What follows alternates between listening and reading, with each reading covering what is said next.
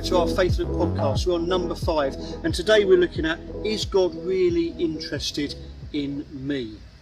A question that we have in life with all kinds of people, I wonder, our work colleagues, family members, maybe even our spouse or partner. Are they really interested in me? And when it comes to God, okay, if there is a God, is God really interested in me, or just in the holy people?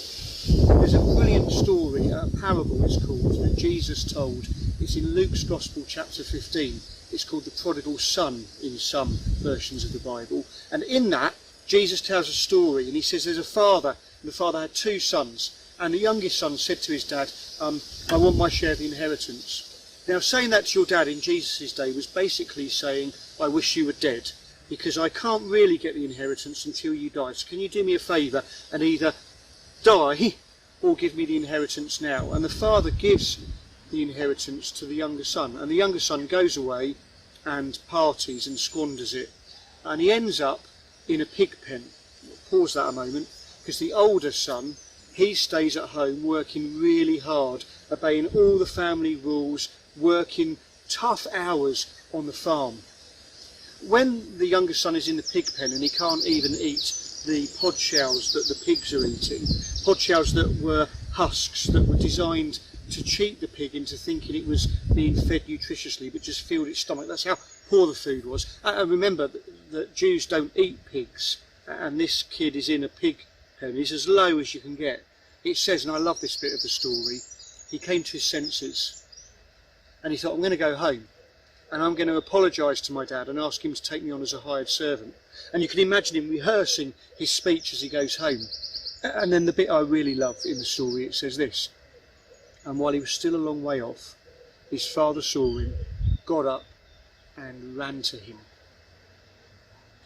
A Jewish man, definitely a Jewish man of senior years, would never run in public at the time of Jesus. It was uncalled for. Also remember that this man owns fields, land, has servants, workers. So he's a rich man. And rich men in Jesus' day would have worn one long robe that went right down to their ankles. If you've ever been to a wedding and you've seen all of the ladies in their lovely long dresses, holding their champagne and eating their canapes, if the heavens open and the rain starts to fall, what do? They drop their canapé, or maybe shove it in their mouth, and they hitch their dress up, don't they? And they run into a place of shelter. So for this man to run to his son, not only was it not the done thing culturally, he would have looked undignified as he hitched up his long robe and ran down the road to his son. Some people have said maybe he ran down the road to his son to protect him from the older brother and the other workers who might have wanted to sort him out. The son begins his prepared speech of apology, and the father butts in and just says, we're going to throw a feast for you. He puts a ring on his finger, a cloak round his shoulders, kills the fatted calf, and they throw a party. A while later, the older brother comes in from the field and he says to one of the servants, hearing the music, smelling the food, what's going on? And he says, your brother's back. And the older brother is livid. The father comes out of the party to the older son and says, but my son was dead and is alive. He was lost and he's found. Please come into the party. And Jesus leaves it hanging there. Will the older brother come in? And it makes us wonder, who is the prodigal son, the one who wasted everything, the one who is lost? Is it the younger son who definitely blew everything? Or is it the older son who blew everything even while he was still at home because he just lived by the rules rather than the love of his father? Did he prodigal? Did he waste it even though he was still at home? Or maybe even, as Timothy Keller, an American pastor, says, this story should be called the prodigal God, because God is willing to waste everything in bringing us back. To spend everything is a better way of putting it, to bring us back. Whatever way we cut it, the story by Jesus is telling us one thing really clearly. God is looking for us and longing for us to come home. And when we turn and make a move, God is already right there, ready to throw a party for us. Is God interested in me? Absolutely. He's interested in me, and he's interested in you. My father-in-law's a Baptist minister.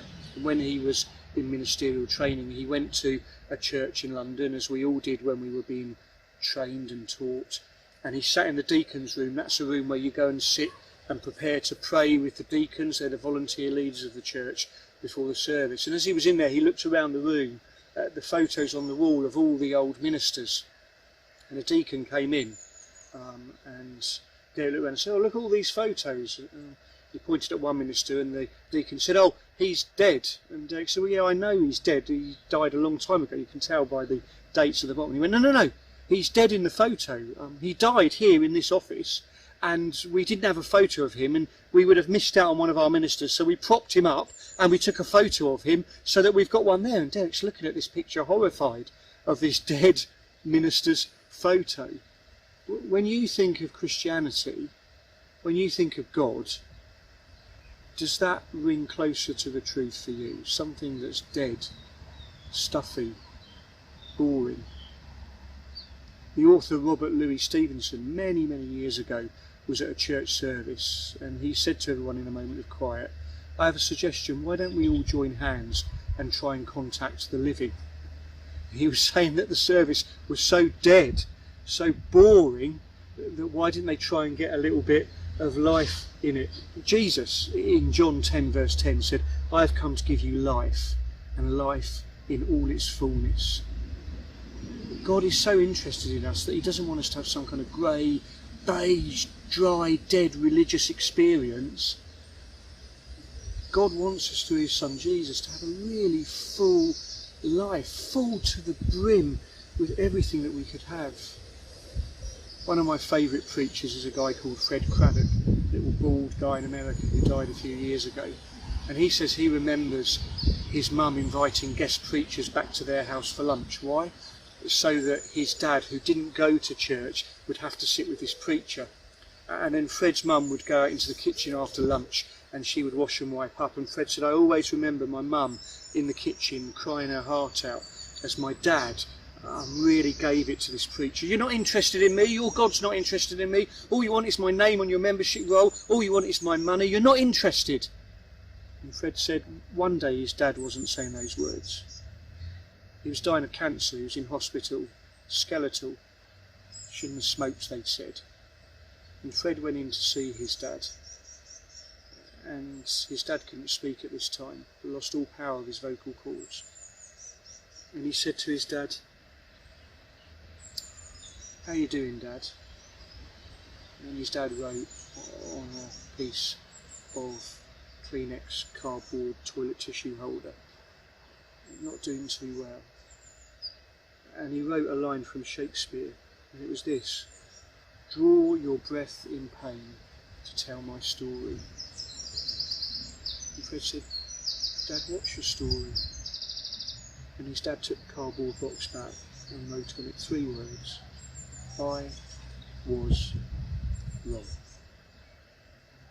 At that moment, near the end of his life, Fred Craddock's dad realised that God was interested in him. Not his money, not his name on a membership roll, but him as a real human being. I remember being on my own camping for 9 days in Martha's Vineyard, which is an island in America. It's where they filmed Jaws, and I went there to be in every place where they filmed it. And I was walking along one long path. It was a grey, drizzly day. It was horrible. And as I was walking along, I was praying, and part of praying, I think, is listening and hearing God in our conscience. And God said to me in my conscience, "You have nothing to prove." I said, "Yeah, God, I know I've got nothing to prove." And I felt God saying, "No, you have nothing to prove." "Yeah, I know that, God." And then I began to cry as I heard God in my conscience say, "You've got nothing to prove to me, to your church, to your family, to yourself." And that, about 7 or 8 years ago, transformed my relationship with God, when I realised afresh and at a deeper level that I had nothing to prove to God, because God is deeply interested in me, and God is deeply interested in you. Ephesians chapter 1 verse 10 says this. Paul writes, "You are God's workmanship." It's a clumsy use of the Greek word workmanship. Literally it means you are God's line of poetry. You are God's piece of artwork. That's how God views you and me. We're a line of poetry that He's taken extravagant time to write. We are a piece of artwork that He has laboured over to create a wonderful painting. Is God interested in you? Absolutely. You, me, absolutely everybody.